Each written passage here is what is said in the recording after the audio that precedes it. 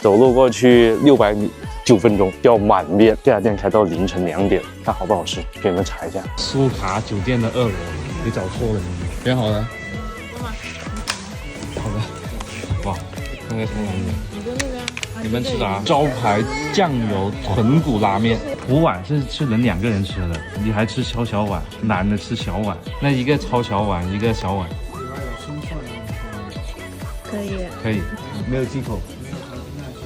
要，各加一个。黑松露风味土豆泥，鲜辣文蛤，来个鸡皮饺子吧。我们点的这3杯喝的。好了，我们点完餐了，做等面来了，看他家挺好吃的。这菜单很像日本那种餐厅，我感觉应该不会踩在这家。开始上菜。